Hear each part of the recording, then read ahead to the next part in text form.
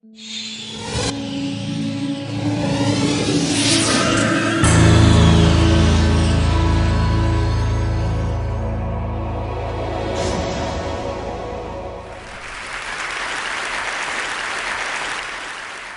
I want to start by offering you a free, no-tech life hack. And all it requires of you is this, that you change your posture for 2 minutes. But before I give it away, I want to ask you to right now do a little audit of your body and what you're doing with your body. So how many of you are sort of making yourselves smaller? Maybe you're hunching, crossing your legs, maybe wrapping your ankles. Sometimes we hold on to our arms like this. Sometimes we spread out. I see you. So I want you to pay attention to what you're doing right now. We're going to come back to that in a few minutes, and I'm hoping that if you sort of learn to tweak this a little bit, it could significantly change the way your life unfolds. So we're really fascinated with body language, and we're particularly interested in other people's body language. You know, we're interested in, like, you know, an awkward interaction, or a smile, or a contemptuous glance, or maybe a very awkward wink, or maybe even something like a handshake. Here they are arriving at number 10, and look at this lucky policeman gets to shake hands with the President of the United States. Oh, and here comes the Prime Minister of the... No.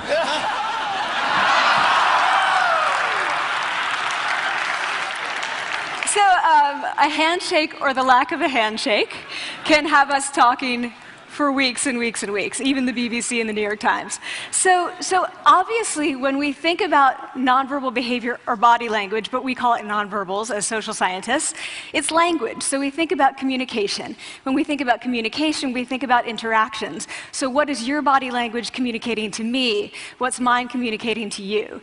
And there's a lot of reason to believe that this is a valid way to look at this. So social scientists have spent a lot of time looking at the effects of our body language or other people's body language on judgments. And we make sweeping judgments and inferences from body language. And those judgments can predict really meaningful life outcomes, like who we hire or promote, who we ask out on a date. For example, Nalini Ambady, a researcher at Tufts University, shows that when people watch 30-second soundless clips of real physician-patient interactions, their judgments of the physician's niceness predict whether or not that physician will be sued. So it doesn't have to do so much with whether or not that physician was incompetent, but do we like that person and how they interacted? Even more dramatic, Alex Todorov at Princeton has shown us that judgments of political candidates' faces in just 1 second predict 70% of US Senate and gubernatorial race outcomes. And even, let's go digital, emoticons used well in online negotiations can lead you to claim more value from that negotiation. If you use them poorly, bad idea, right? So when we think of nonverbals, we think of how we judge others, how they judge us, and what the outcomes are. We tend to forget, though, the other audience that's influenced by our nonverbals, and that's ourselves. We are also influenced by our nonverbals, our thoughts and our feelings and our physiology. So what nonverbals am I talking about? I'm a social psychologist. I study prejudice, and I teach at a competitive business school. So it was inevitable that I would become interested in power dynamics. I became especially interested in nonverbal expressions of power and dominance. And what are nonverbal expressions of power and dominance? Well, this is what they are. So in the animal kingdom, they are about expanding. So you make yourself big, you stretch out, you take up space, you're basically opening up. It's about opening up. And this is true across the animal kingdom. It's not just limited to primates, and humans do the same thing. So they do this both when they have power sort of chronically, and also when they're feeling powerful in the moment. And this one is especially interesting because it really shows us how universal and old these expressions of power are. This expression, which is known as pride, Jessica Tracy has studied, she shows that people who are born with sight and people who are congenitally blind do this when they win at a physical competition. So when they cross the finish line and they've won, it doesn't matter if they've never seen anyone do it, they do this. So the arms up in the V, the chin is slightly lifted. What do we do when we feel powerless? We do exactly the opposite. We close up, we wrap ourselves up, we make ourselves small. We don't want to bump into the person next to us. So again, both animals and humans do the same thing. And this is what happens when you put together high and low power. So what we tend to do when it comes to power is that we complement the other's nonverbals. So if someone's being really powerful with us, we tend to make ourselves smaller. We don't mirror them, we do the opposite of them. So I'm watching this behavior in the classroom, and what do I notice? I notice that MBA students really exhibit the full range of power nonverbals. So you have people who are like caricatures of alphas, like really coming into the room. They get right into the middle of the room before class even starts, like they really want to occupy space. When they sit down, they're sort of spread out. They raise their hands like this. You have other people who are virtually collapsing when they come in. As soon as they come in, you see it. You see it on their faces and their bodies, and they sit in their chair and they make themselves tiny, and they go like this when they raise their hand. I noticed a couple things about this. One, you're not going to be surprised. It seems to be related to gender. So women are much more likely to do this kind of thing than men. Women feel chronically less powerful than men, so this is not surprising. But the other thing I noticed is that it also seemed to be related to the extent to which the students were participating and how well they were participating. And this is really important in the MBA classroom because participation counts for half the grade. So business schools have been struggling with this gender grade gap. You get these equally qualified women and men coming in, and then you get these differences in grades, and it seems to be partly attributable to participation. So I started to wonder, okay, so you have these people coming in like this, and they're participating. Is it possible that we could get people to fake it, and would it lead them to participate more? So my main collaborator, Dana Carney, who's at Berkeley, and I really wanted to know, can you fake it till you make it? Like, can you do this just for a little while and actually experience a behavioral outcome that makes you seem more powerful? So we know that our nonverbals govern how other people think and feel about us. There's a lot of evidence, but our question really was, do our nonverbals govern how we think and feel about ourselves? There's some evidence that they do. So, for example, when we smile when we feel happy, but also when we're forced to smile by holding a pen in our teeth like this, it makes us feel happy. So it goes both ways. When it comes to power, it also goes both ways. So when you feel powerful, you're more likely to do this, but it's also possible that when you pretend to be powerful, you are more likely to actually feel powerful. So the second question really was, so we know that our minds change our bodies, but is it also true that our bodies change our minds? And when I say minds, in the case of the powerful, what am I talking about? So I'm talking about thoughts and feelings and the sort of physiological things that make up our thoughts and feelings, and in my case, that's hormones. I look at hormones. So what do the minds of the powerful versus the powerless look like? So powerful people tend to be, not surprisingly, more assertive and more confident, more optimistic. They actually feel that they're going to win even at games of chance. They also tend to be able to think more abstractly. So there are a lot of differences. They take more risks. There are a lot of differences between powerful and powerless people. Physiologically, there also are differences on two key hormones, testosterone, which is the dominance hormone, and cortisol, which is the stress hormone. So what we find is that high-power alpha males in primate hierarchies have high testosterone and low cortisol. And powerful and effective leaders also have high testosterone and low cortisol. So what does that mean? When you think about power, people tended to think only about testosterone because that was about dominance. But really, power is also about how you react to stress. So do you want the high-power leader that's dominant, high on testosterone, but really stress reactive? Probably not, right? You want the person who's powerful and assertive and dominant, but not very stress reactive, the person who's laid back. So we know that in primate hierarchies, if an alpha needs to take over, if an individual needs to take over an alpha role sort of suddenly, within a few days, that individual's testosterone has gone up significantly and his cortisol has dropped significantly.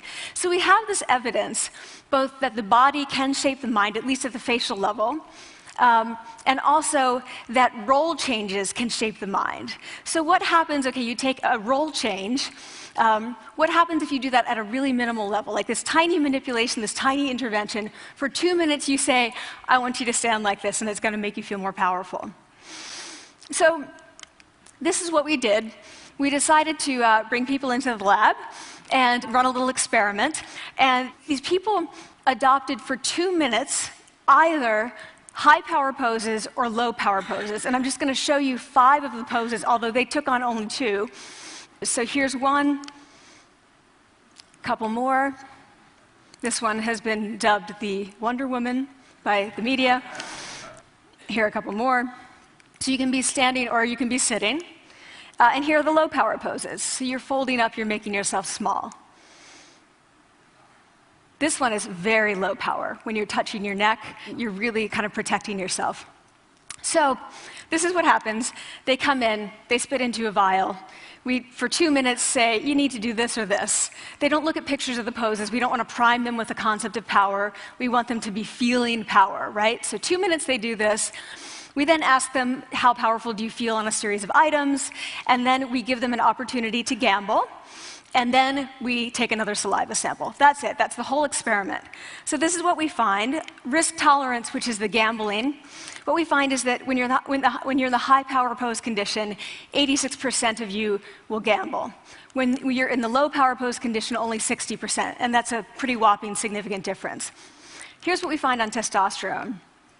From their baseline when they come in, high power people experience about a 20% increase, and low power people experience about a 10% decrease. So again, 2 minutes and you get these changes. Here's what you get on cortisol. High power people experience about a 25% decrease, and the low power people experience about a 15% increase.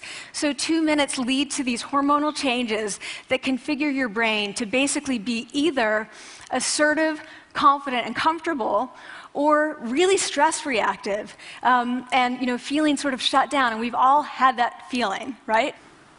So it seems that our nonverbals do govern how we think and feel about ourselves. So it's not just others, but it's also ourselves. Also, our bodies change our minds. But the next question, of course, is, can power posing for a few minutes really change your life in meaningful ways? So this is in the lab, it's this little task, it's just a couple of minutes. Where can you actually apply this, which we cared about, of course.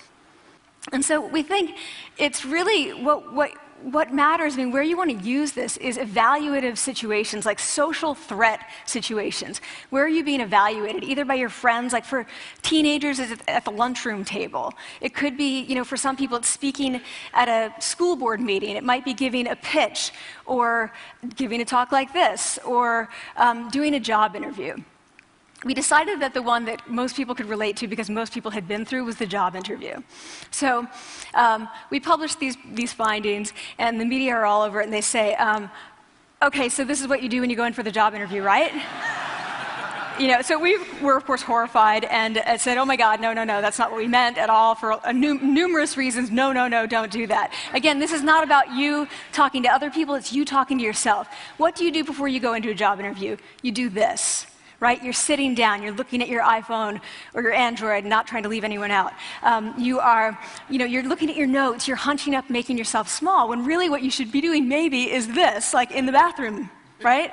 Do that, find 2 minutes. So that's what we want to test, okay? So we bring people into a lab, and they do either high or low power poses again. They go through a very stressful job interview. It's 5 minutes long.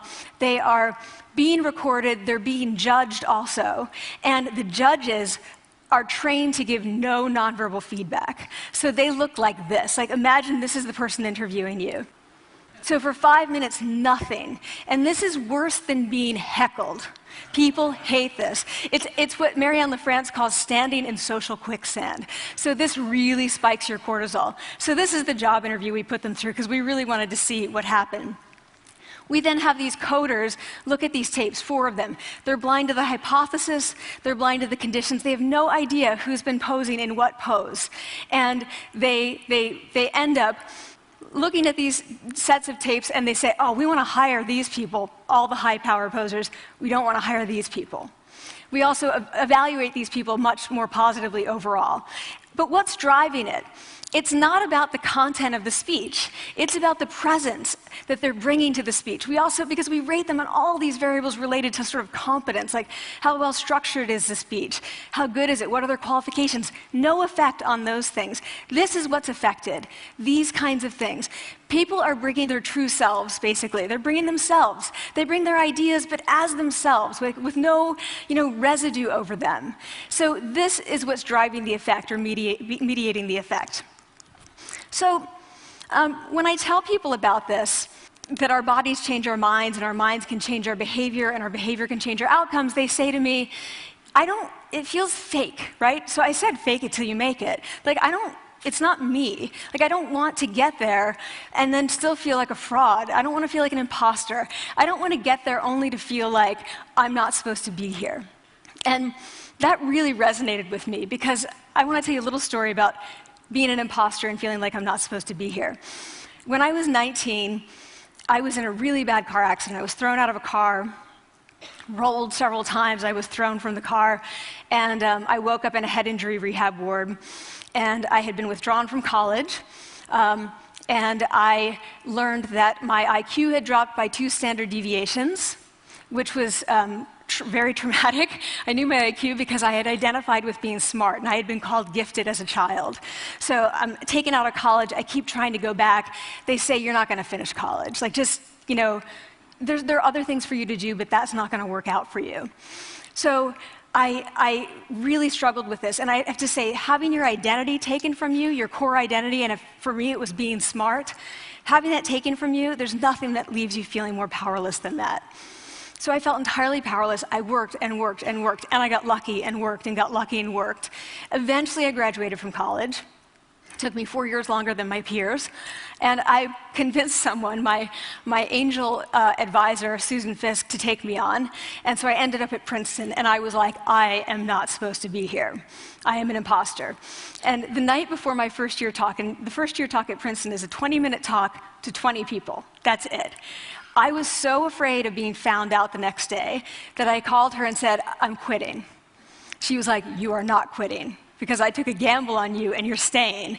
You're going to stay, and this is what you're going to do. You're going to fake it. You're going to do every talk that you ever get asked to do. You're just going to do it and do it and do it, even if you're terrified and just paralyzed and having an out-of-body experience, until you have this moment where you say, oh my gosh, I'm doing it. I have become this. I am actually doing this. So that's what I did. 5 years in grad school. A few years, I'm at Northwestern. I moved to Harvard. I'm at Harvard. I'm not really thinking about it anymore, but for a long time I had been thinking, not supposed to be here, not supposed to be here. So at the end of my first year at Harvard, a student who had not talked in class the entire semester, who I had said, look, you got to participate or else you're going to fail, came into my office. I really didn't know her at all. And she came in totally defeated, and she said, I'm not supposed to be here.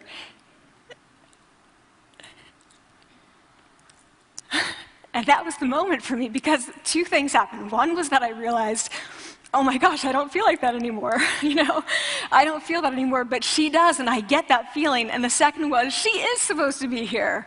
She can fake it, she can become it. So I was like, yes, you are. You are supposed to be here, and tomorrow you're going to fake it, you're going to make yourself powerful, and, you're going to...